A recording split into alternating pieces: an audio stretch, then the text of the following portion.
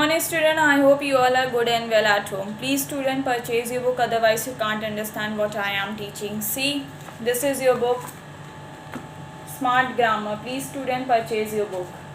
वरना आपको बुक्स के बिना नहीं समझ में आएगा टीचर्स आपको क्या पढ़ा रही हैं। कल मैंने क्या पढ़ा था, हम लोगों ने सब्जेक्ट पढ़ा था, सब्जेक्ट पार्ट्स काइंड कितनी होती हैं सारी चीज़ें। आपकी बुक में एक टॉपिक और दिया है, क्या दिया है वो है फ्रेज एंड क्लॉज। तो हम फ्रेज एंड क्लॉज को कंप्लीट करते हैं आज। Okay, phrase is a group of word which make sense but not complete sense, no subject plus verb combination. Phrase आपका एक ग्रुप ऑफ वर्ड है जिसका सेंस तो निकलता है बट कंप्लीट सेंस नहीं होता, मीनिंग निकलती है बट कंप्लीट सेंस नहीं होता। वो पढ़ के ऐसा लगता है कि ये इनकम्प्लीट है, इसमें कुछ और होना चाहिए तब वो कंप्लीट होगा। सिर्फ फ्रेज क्या है, it is only a group of word, single word can not make a phrase, always remember student. Okay, अब हम यहाँ पे एग्जाम्पल देते हैं आपको एक, the book is lying on the table. तो ये सेंटेंस में अगर आपको फ्रेज निकालना हो, जो ग्रुप ऑफ वर्ड होता है जिसका सेंस होता है बट कंप्लीट सेंस नहीं होता, lying on the table, the book is lying on the table. तो ऑन द टेबल आपका क्या है, फ्रेज है। टेबल पर क्या, तो नहीं समझ में आया ना, वही ये फ्रेज हुआ। And where you don't have subject plus verb combination is called phrase. okay, phrase की मीनिंग होती है बट उसकी एक कंप्लीट सेंस नहीं होता, only group of word. Second example, who came to your place, who came to your place. तो आप इसमें सोचेंगे कि अगर हम ऐसे देखें तो ये पूरा एक सेंटेंस है बट हमको इसमें से ग्रुप ऑफ वर्ड्स निकालने हैं जिसको बताना है ये फ्रेज है।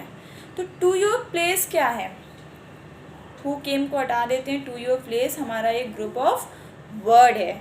तो ये क्या है, to your place is called phrase. Okay, I hope you all understand. And one more thing student, clause को हम उपवाक्य कहते हैं हिंदी में, फ्रेज को हम वाक्यांश कहते हैं हिंदी में। मुझे लगता है आप सबको पता होगा।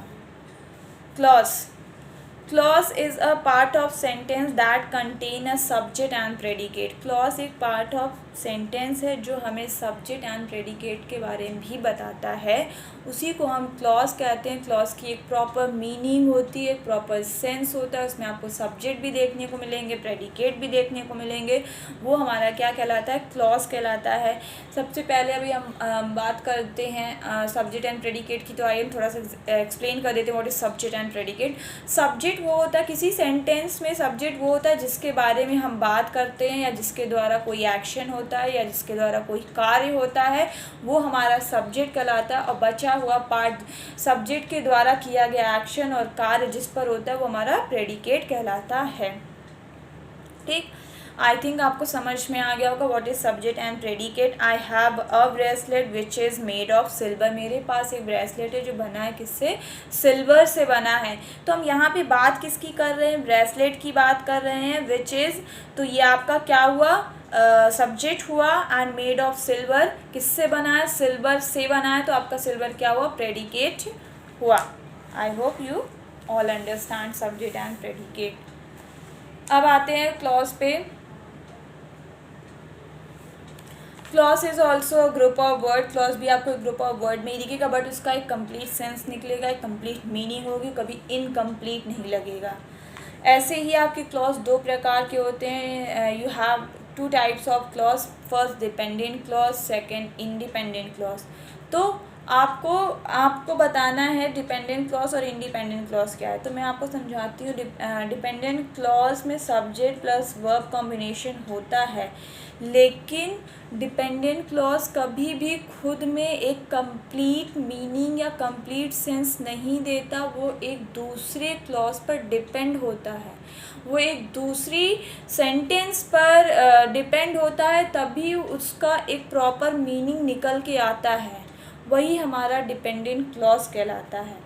एंड इंडिपेंडेंट क्लॉज वो होता है जिसको किसी भी क्लॉज की ज़रूरत नहीं, वो अपने आप में ही एक कंप्लीट सेंस देता है, एक कंप्लीट मीनिंग देता है। और आप उसको पढ़ेंगे जैसे ही तो आपको समझ में आ जाएगा ये इंडिपेंडेंट क्लॉज है, उसको पढ़ेंगे तो आपको समझ में आएगा वो डिपेंडेंट क्लॉज है। एक एग्जांपल देते हैं हम, if he comes I will help him. If he comes I will, अगर वो आए आई विल हेल्प हिम। तो अगर वो आए क्या, if he comes comma I will help him, comma है बीच में। अगर वो आए क्या, तो ये कुछ समझ में आ रहा है क्या, अगर वो आए तो मैं खेलूँगा या जाऊँगा या घूमूँगा, ऐसा कुछ नहीं समझ में आ रहा है। तो ये क्या है, डिपेंडेंट क्लॉज है। किस पे डिपेंड है, I will help him. I will जब मैंने ऐड किया तो ये पूरा सेंटेंस बना, अगर वो आता है तो मैं उसकी हेल्प करूँगा।